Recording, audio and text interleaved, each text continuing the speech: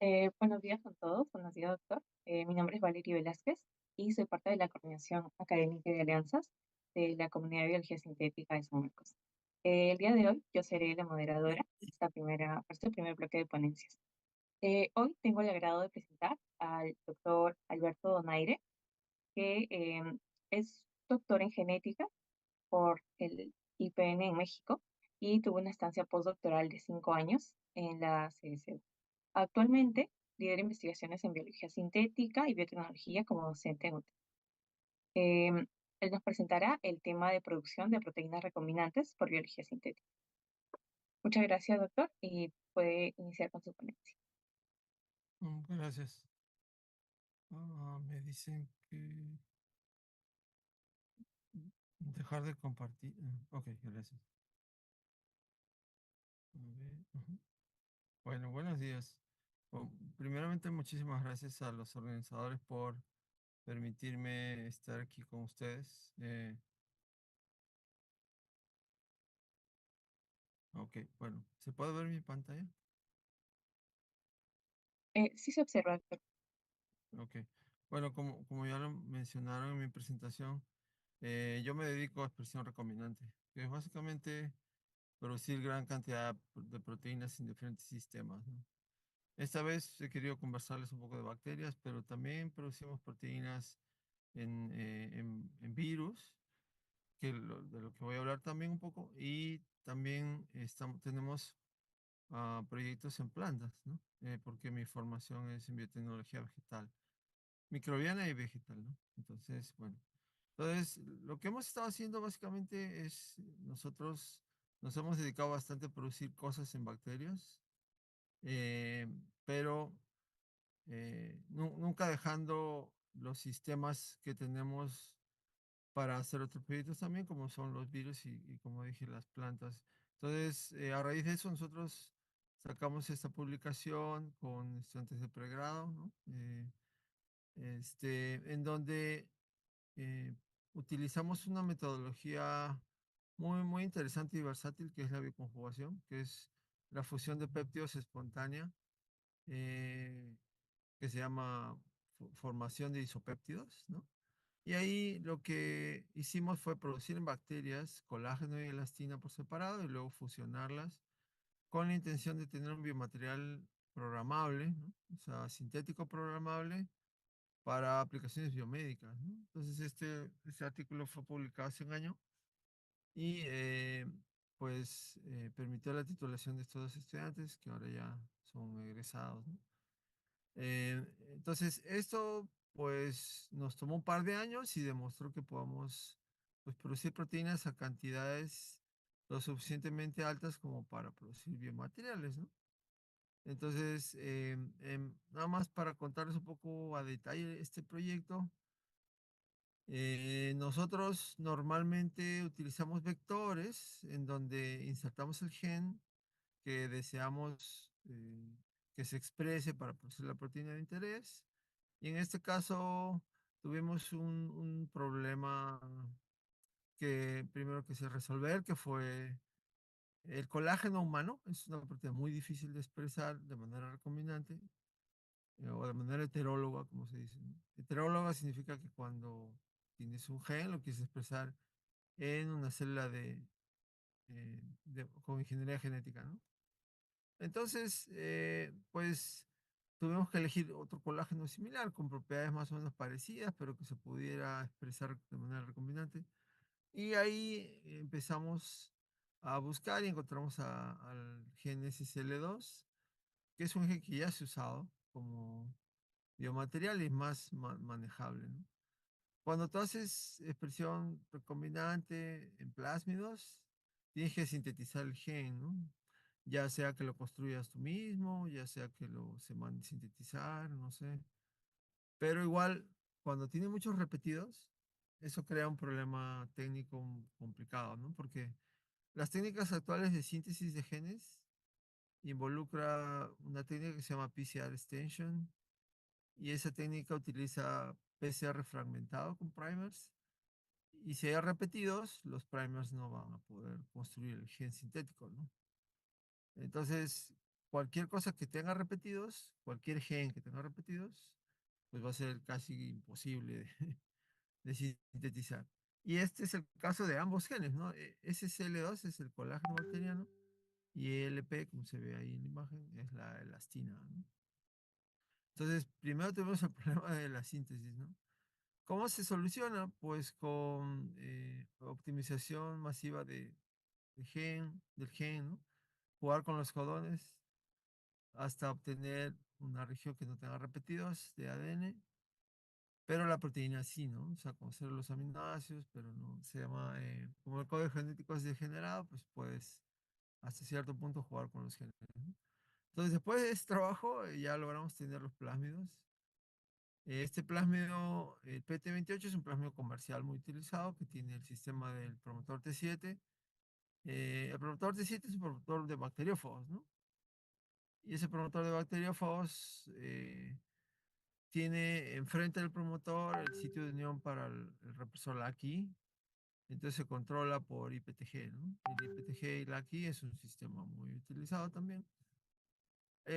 La razón por la cual tiene que ser inducible es porque quieres controlar la expresión de algo en cierto momento y no saturar a la bacteria, porque cuando haces expresión recombinante, pues la bacteria está produciendo una proteína ajena, ¿no? Completamente.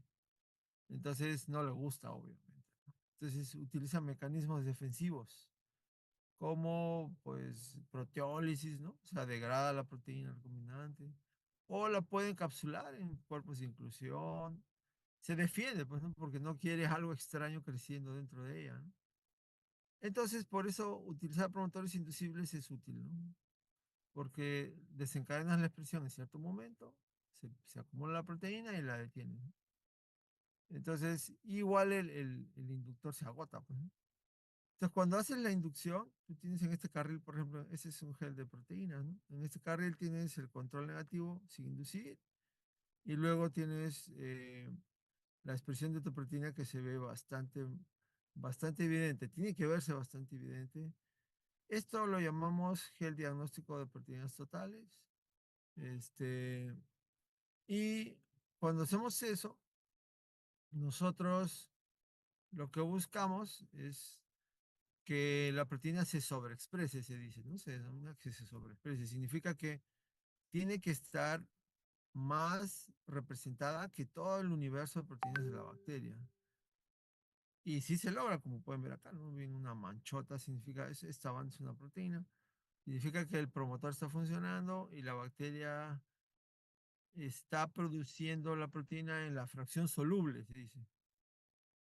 Este gel de proteínas representa la separación de todas las proteínas de la bacteria que son solubles. Las insolubles no van a entrar en un gel, ¿no? Siempre son difíciles de cargar, se necesitan otros procedimientos, ¿no? Que no son convencionales. Entonces, cuando una proteína, por ejemplo, si quieres expresar una proteína, no aparece en la fracción soluble y no se ve así como acá, ¿no? Una banda gordita, como decimos.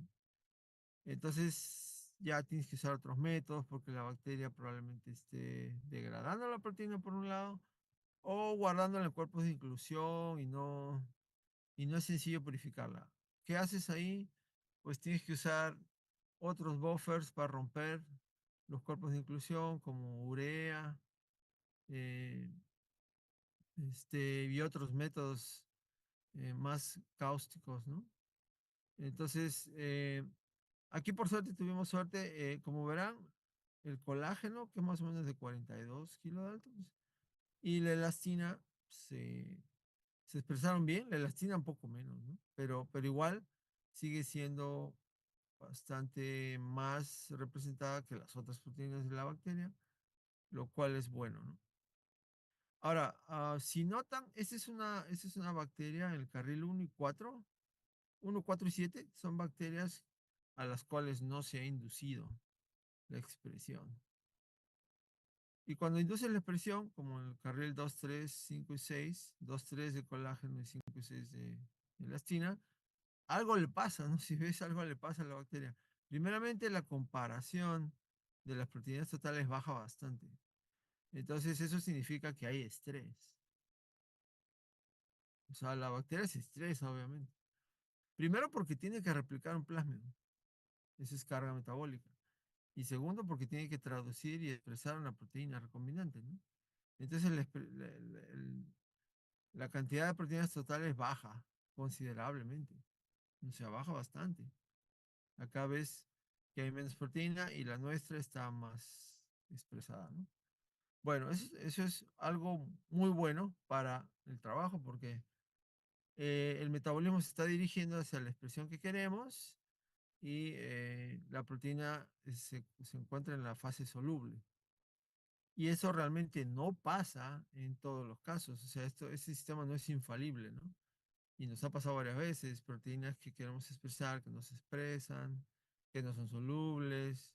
Y ahí ya empieza a, al sistema a hacerse inviable, entre comillas, porque cuando tú quieres, cuando tú trabajas con expresión recombinante, ya sea en levaduras, en células de insectos, en bacterias, en células vegetales, lo que tú quieras, necesitas que haya alta expresión. Por eso utilizas un promotor fuerte como el T7, por ejemplo, ¿no? Y si no hay alta expresión, en biotecnología nosotros decimos que nosotros, los biotecnólogos, vivimos, existimos porque hay una necesidad, ya sea del mercado o ya sea de resolver algo, ¿no? Y normalmente lo resolvemos produciendo proteínas u otros compuestos, pero altas cantidades. O sea, en el mundo de la biotecnología no se vale producir poquito, ¿no? Excepto, claro, que la proteína tenga una alta actividad, ¿no? Y necesites poca cantidad, pero casi siempre la proteína que nos piden que expresemos tiene que ser en alta cantidad para poder escalarla y que ese escalamiento sea rentable. Entonces, cuando tú ya haces un escalamiento con bioreactor, toda esa operación cuesta mucho dinero, ¿no? Cuesta mucho dinero. Y no lo va a costear, primero, si la proteína no es de alto valor y segundo, si no se expresa a altas concentraciones. Entonces, si no aparece aquí en el gel, pues muchas veces tenemos que optar por otros plásmidos o otros sistemas de expresión antes de proseguir o evaluar si seguir, ¿no? Bueno, entonces, luego de tener la proteína en la fracción soluble, lo que hicimos fue Eh, el objetivo de este proyecto era combinar el colágeno y la elastina de manera, por una catálisis espontánea, ¿no? La catálisis espontánea se da al utilizar dos péptidos que naturalmente conducen lo que mencioné que se llama formación de enlace isopeptídico.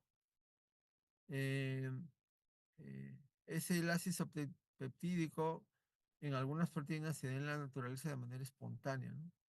Entonces aquí utilizamos dos péptidos que es SpikeTag y SpikeCatcher, que son muy conocidos y muy usados incluso en la industria de desarrollo de anticuerpos para producir bioconjugados, que se llaman.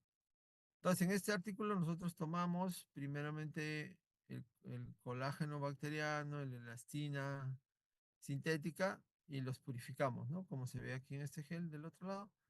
SCL2ST significa colágeno con SpikeTag y LP con SC, que significa la elastina con spike catcher, ambos pues purificados, ¿no? O sea, ya está purificado, ya no tiene todo el universo de proteínas de la, no tiene todo el universo de proteínas de la bacteria.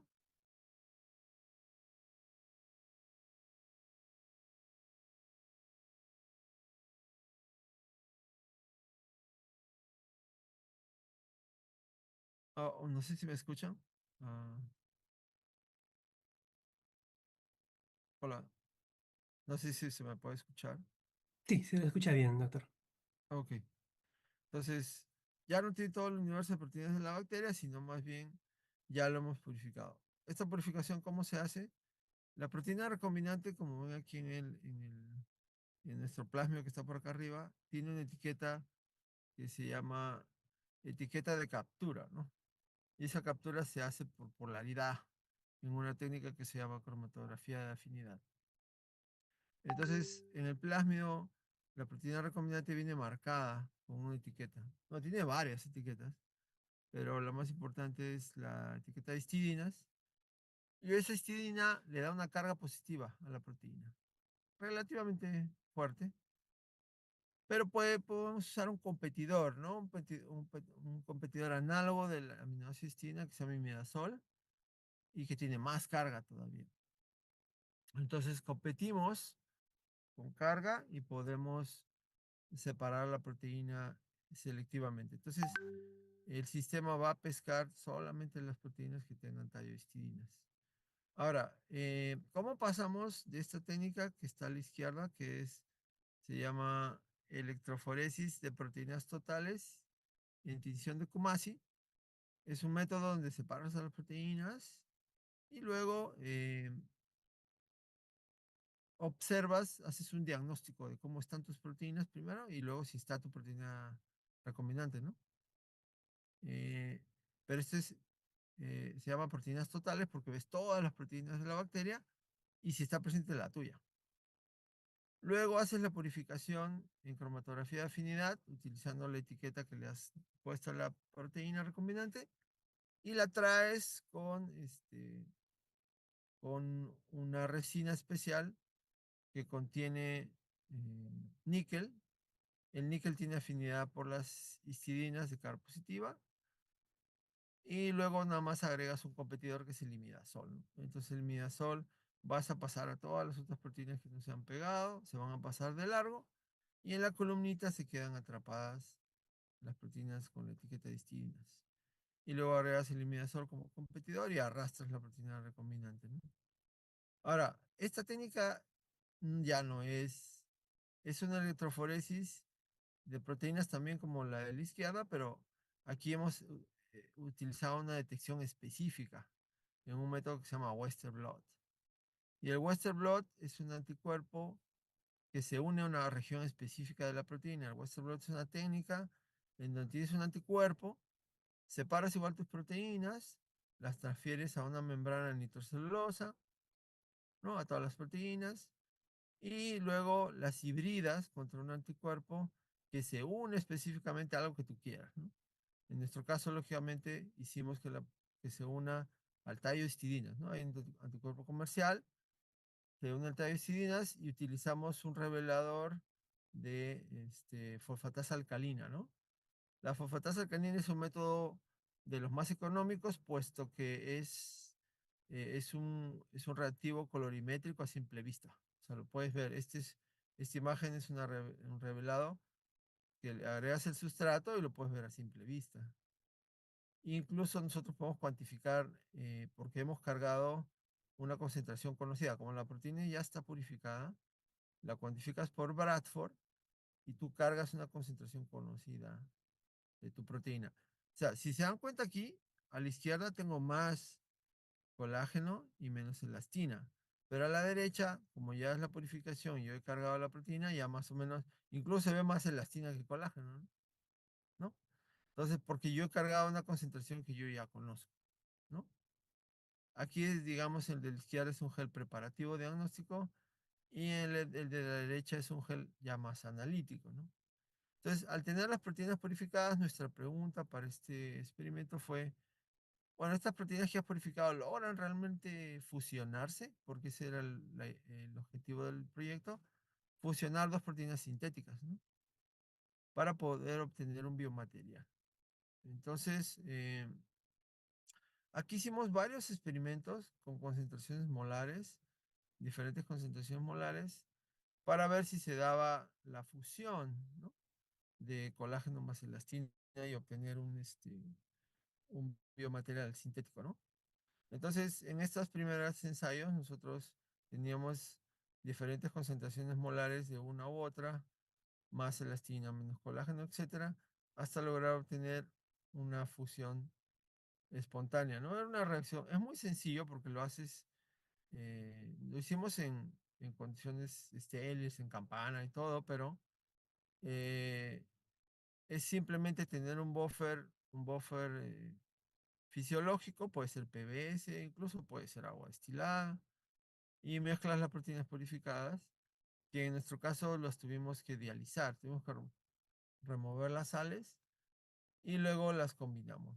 Y pues como pueden ver, aquí arriba, donde dice la flecha, está la función de ambas proteínas. Luego esto pues nos resultó bastante impactante, al menos luego de haber hecho todo este viaje, todo este análisis, que sí se diera esa reacción, ¿no? O sea, a veces puede no darse por el tamaño de la proteína, por la posición de las etiquetas, ¿no? De spike tag, spike catcher. Nosotros hicimos un arreglo, spike tag y spike catcher, como dice, cabeza-cola, ¿no? Es decir, un péptido estaba al final de una proteína y el otro péptido estaba al inicio. Pero cuando estás desarrollando nuevos biomateriales, se supone que tienes que hacer varias combinaciones y con todas esas combinaciones determinar cuál es el mejor material, ¿no? Bueno, entonces nosotros eh, en este primer paper hicimos un arreglo cabeza-cola, ¿no? Pero luego ganamos un fondo al principio de este año, 2026, hemos ganado un fondo con la Universidad de Alberta, un grant, y ya vamos a hacer otras combinaciones. Y con la Universidad de Alberta en Canadá vamos a hacer un análisis computacional y algoritmos matemáticos para eh, diseñar mejor la unión de estas dos proteínas y desarrollar biomateriales un poquito más avalados por eh, algoritmos matemáticos, ¿no? No voy a decir inteligencia artificial porque en realidad son más ecuaciones que algo más automatizado, ¿no? Estamos todavía en la fase de ensayo-error y vamos a hacer diferentes combinaciones para obtener diferentes materiales. La ruta de nosotros es purificar las proteínas con diferentes arreglos de las etiquetas, luego hacer la fusión de ambas proteínas y luego hacer ensayos de microscopía electrónica para ver cómo se ve el material. En este paper que le mostré en la lámina anterior, nosotros ahí mostramos unas micrografías electrónicas, como se ve aquí en esta imagen, ¿no? Y eso vamos a continuar, pero vamos a hacerlo con diferentes variantes, ¿no? En en este proyecto nuevo que hemos empezado, ¿no? En colaboración, como les decía, con la Universidad de Alberta en Canadá. Eh, bueno, entonces, pues déjenme pasar, voy a irme un poquito más adelante para mostrarle algo. Les voy a mostrar algo que hemos estado haciendo recientemente, que fue un encargo de una empresa y que también estamos teniendo relativamente vamos en buen camino, que es, bueno, como les decía,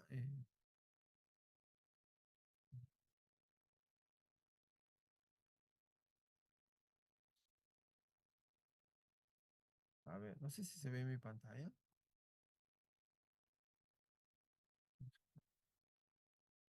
Sí se ve. Eh, Sí, se observa. ok.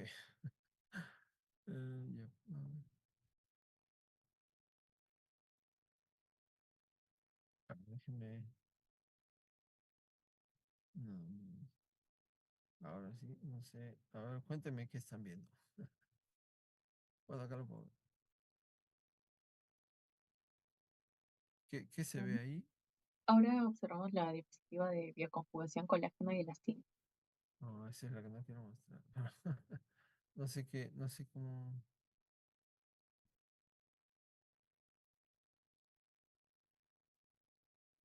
No me deja mostrar lo que quiero. Bueno, a ver. No sé. Ya, ¿qué se ve allí? Ah, Ahora sí, expresión de la proteína B3. ya, no sé cómo cuando me voy a maximizar pantalla se va a la otra lámina. No sé por qué. No sé qué está pasando. Bueno, voy a tener que quedarme aquí en. Bueno, no sé. Ahora sí que no. Listo. Entonces, ah, con nosotros llegó una empresa y nos dijo, bueno, tenemos un problema de nemátodos y los nemátodos se controlan de diferentes maneras. Una de ellas es utilizando las proteínas de la familia CRI ¿Por qué se llaman CRI? Porque forman cristales de manera natural, producidos por una bacteria que se llama Bacillus thuringiensis. Entonces nosotros, voy a irme a la lámina. Ok, más o menos la intención es utilizar el sistema de coli para expresar esta proteína CRI que produce toxinas antinemátodos y inocularlo en las raíces principalmente está pensado para raíces de espárrago, ¿no? Eh, Normalmente se utilizan plantas transgénicas, que sería lo más fácil, ¿no? Siendo yo biotecnólogo vegetal, más fácil todavía, ¿no? Pero no se puede, pues, ¿no? Por la moratoria, ¿no? Lo cual es realmente nefasto, ¿no? Pero entonces hay alternativas, pues sí, ¿no? Pero toma más tiempo y más dinero, ¿no? Entonces nosotros expresamos la proteína BIP3A, que es una proteína específica para el asmopalpus, que es un nemátodo de espárrago, y le hemos logrado expresar. Es una proteína más complicada para nosotros porque es muy grande. Cualquier cosa que sea más de 50 kilodaltons, 60 kilodaltons, ya a la bacteria le cuesta un poco subirte los niveles, pero a pesar de ello, se ve en la imagen, en los asteriscos y en la flechita roja, que se está expresando, ¿no? Eso nos da bastante motivación para purificar la proteína y luego utilizarla como se ve en la figurita, ¿no? Inocularla en las raíces. Hacer ensayos de reto primero es lo que se hace realmente, ¿no? Con los nematos en el laboratorio se hace un desafío con la proteína para ver si se mueren. ¿Cómo funciona el sistema? Eh, la proteína es inofensiva hasta que ingresa al tracto digestivo del nematodo, en donde las proteínas CRI son atacadas por proteasas del sistema digestivo del gusano y activa la proteína y se reorganiza en forma de cristal. O sea, es decir, antes de la proteólisis, antes de entrar al sistema digestivo del nemato, es inocua. Por eso es inocua para seres humanos, etcétera, para animales, etcétera, ¿no? Por eso existen los productos BT, ¿no? El maíz BT, diferente diversidad de cosas, ¿no?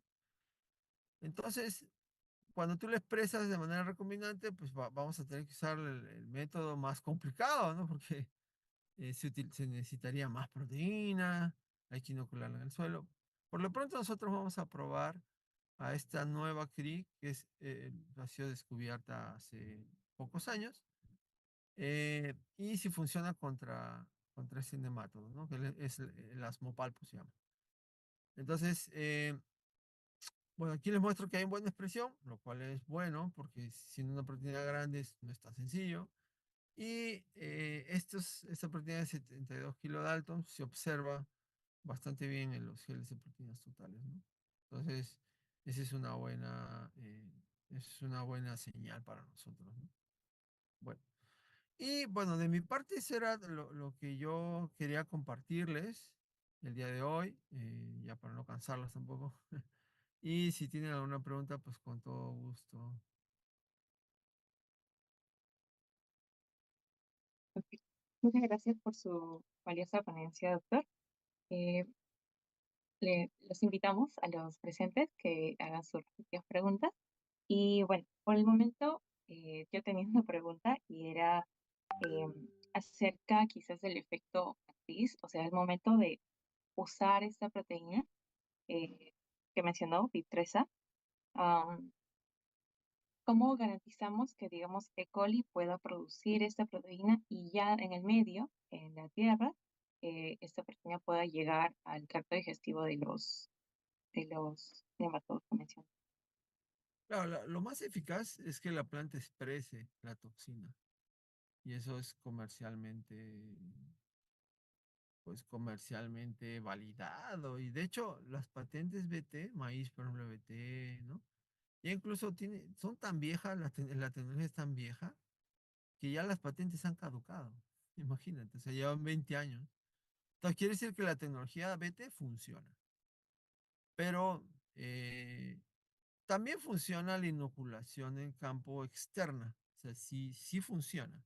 El problema con la inoculación externa, que es lo que nosotros planteamos, porque pues no tenemos otra alternativa, eh, el problema es que la proteína se degrada en el suelo y necesitas usar más proteína. Y lo otro es que vamos a necesitar utilizar encapsuladores. La aplicación externa es bien interesante porque nos abre bastante panorama. Porque se ha utilizado, si ustedes buscan investigadores del Instituto de Biotecnología de la UNAM en México, desarrollaron otra toxina CRI, pero para controlar larvas del mosquito de la malaria. Y la encapsulaban en ácido láctico y la hacían como pastillitas para el agua. Entonces agarraban BT, lo mezclaban con ácido láctico como unas perlitas y lo ponían. Entonces, sí lo puedes usar externamente. Se puede usar para controlar larvas o se puede usar para controlar los nemátodos, ¿no? Pero necesitas más proteínas, necesitas encapsularla, o sea, es más complicado, pues, ¿no? Más fácil es hacer la planta transgénica, ¿no? Claro, muchas gracias por su respuesta.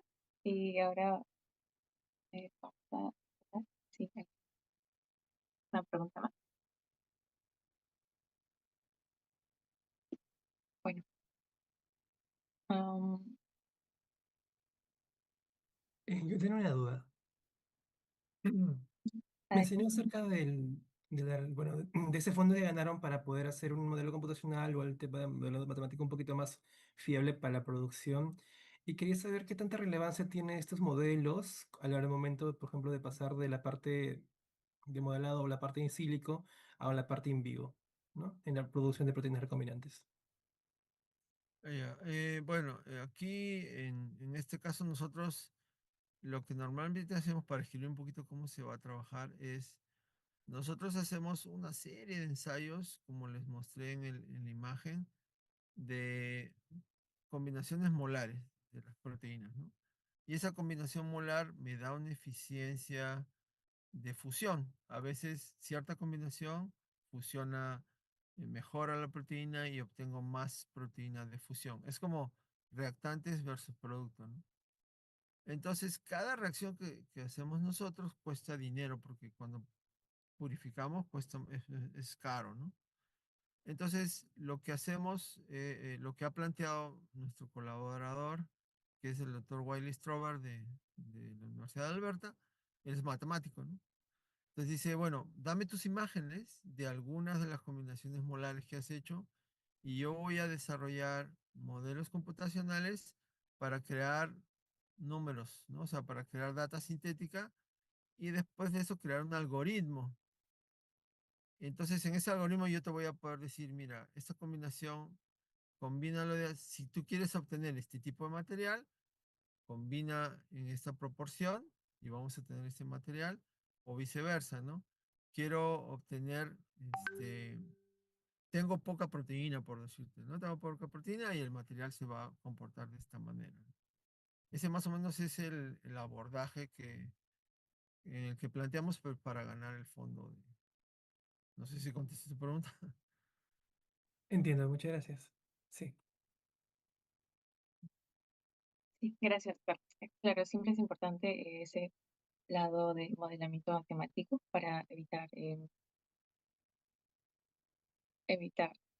gasto de recursos, que los experimentos no son. En el chat tenemos dos preguntas más. La primera es de parte de Rodrigo Puertas. Ya.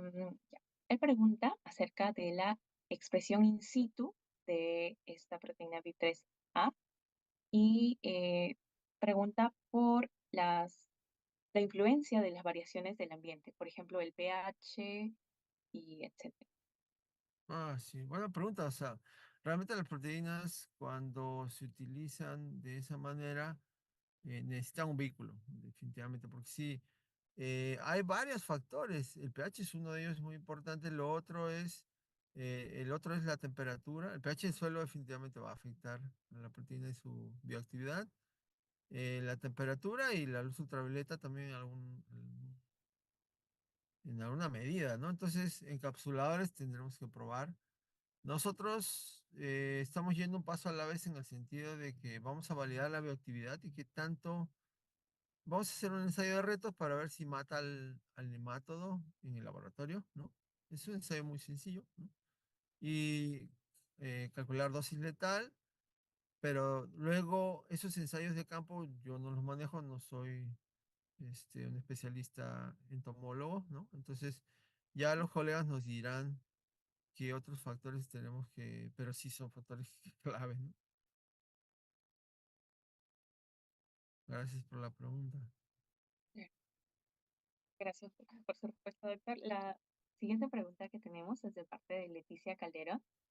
Eh, Ella dice, buenos días, felicidades por su presentación, doctor. Y la Gracias. consulta es, ¿esta proteína es segura para otros insectos que son buenos para el campo? Por ejemplo, las abejas, Mm. las mariquitas, o solo afecta específicamente a la plaga. Claro, esa es la pregunta clásica de, no, que mata a las mariposas monarcas, ¿no? Ya, claro, se han hecho muchas pruebas y las proteínas CRI son específicas porque es un fenómeno de coevolución. ¿Qué significa eso, no? La coevolución significa que la bacteria, la bacteria quiere, en la naturaleza, Bacillus thuringiensis, quiere replicarse. El objetivo para ella es replicarse, ¿no? Para poder replicarse tiene que ingresar eh, a la célula. Y uno de sus mecanismos es, pues, causar cierta destrucción del tracto digestivo para poder replicarse en estas células y hacer una infección sistémica de la larva, ¿no? Entonces, no lo va a lograr si no hace blanco específico en ciertas especies, ¿no? Entonces, los nemátodos que identifica han coevolucionado, o sea, las proteínas CRI, las familias CRI, hay un catálogo, de hecho, ya que maneja, como les digo, ¿no? La tecnología es vieja, ¿no? Entonces, si yo te digo que la tecnología lleva 20 años y no ha matado a nadie, pues eso te dice bastante. De hecho, las empresas que venden BT, ¿no? Porque se vende la toxina, ¿no? Se vende la toxina purificada, ya las empresas de biocontrol venden la toxina. Entonces tiene un catálogo, ¿no? Si le pones por más que quieras, ¿no? Si le pones una BT a otro bicho, no lo va a matar, no lo va a matar. Entonces, ya a veces ya lleva muchos años, ¿no? Esa narrativa de que vas a exterminar, ¿no? Mentira, ¿no? Eso es falso, ¿no? Eso es falso, porque si no, no hubiera un catálogo de... Te dicen, si tú eres agricultor, te dicen, mira, ponle esto, no lo va a matar. Y esa es la prueba, ¿no? El Amopalpus, VIP3A. O tal otro nemato, es tal otra. Entonces, si le pones la larva de mariposa monarca, no se va a morir. No se va a morir. Entonces, ¿por qué es específico? Pues, es una coevolución. Entonces, pero bueno, es así, ¿no? Si no, pues imagínate, utilizarías una sola CRI para matar todo, ¿no? Sería como así, diezmaría todas las larvas de todo. Pues no, ¿no? Sería perfecto para el agricultor, pues no dices, con una cosa mato todo, pues. Pero no funciona así, pues precisamente, ¿no? Y lo otro es que no nos dejemos llevar por personas que escriben cualquier cosa y no saben, no pregúntenle a un entomólogo, no te lo va a confirmar, ¿no? Gracias, doctor, por su respuesta. Otra pregunta de parte de Rodrigo Puertas es acerca de la legislación peruana. ¿Existe alguna, ¿existe alguna legislación peruana que impide que se pueda probar esta proteína in situ? ¿O cuál es Sí, sí, la regularización acerca de usar proteínas recombinantes en claro, campo? no, tienes que pasar por los permisos. Primeramente tiene que hacerlo una institución tipo INIA o algo así, cuando se hagan las pruebas de campo. Normalmente lo que hacemos nosotros es eh, eh, trabajar con ellos y transferirle la proteína del ensayo a ellos en colaboración y ellos lo hacen. Nosotros no lo hacemos, ¿no? Tiene que ser una institución eh, que tenga el laboratorio para manejar nematodos y todo eso, ¿no? Pues, ¿qué colaboradores tenemos? La Universidad de Piura, el doctor César Murgía es una autoridad en nematodos, con él trabajamos. Tenemos a los colegas de la Agraria, la Universidad Agraria, y los del INIA, ¿no? Entonces se hace con personas que son especialistas en condiciones de laboratorio. Ahora, para llevar a campo, allí normalmente se tienen que pedir varios permisos para hacer ensayos en campo, ya sea que sean una empresa o ya sea que sean las instalaciones eh, en parcelas controladas, ¿no? Como las que tiene línea, pues son las únicas que existen en donde se puede hacer. Pero igual se hace eh, los procesos en SENASA y DIGESA para obtener los permisos de ensayos, ¿no? Eso, si ya pasaste todo y el laboratorio sale bien, ¿no? Que lo que estoy describiendo, que es colaboración con otras universidades, son los ensayos de dosis letal que se hacen a nivel laboratorio, ¿no? Y ya luego, recién si pasa todo eso, ya se va a los ensayos en campo con plantas, ¿no? Es un proceso largo, ¿no? Por eso les decía, bueno, es el camino largo, ¿no? Eh, entonces, pero sí, siempre se hace con colaboraciones, ¿no? Así trabajamos los biotecnólogos, pues, ¿no? Nosotros desarrollamos el producto, lo validamos TLR4, ¿no? Llegamos a TLR4 y con colaboración de un especialista podemos llevarlo a TLR6, ¿no? Que es piloto, ¿no? TRL6 es piloto, ¿no? Ese es precomercial, ¿no? Todavía. La biotecnología es de largo aliento, ¿no? Es de largo aliento y de mucha paciencia, ¿no? Si ustedes están acá sentados es porque tienen mucha pasión por hacer. Es una disciplina muy hermosa, pero sí tienes que tener bastante muñeca, tener bastante networking y tener bastante paciencia. Aparte del ingenio, ¿no? Aparte del ingenio.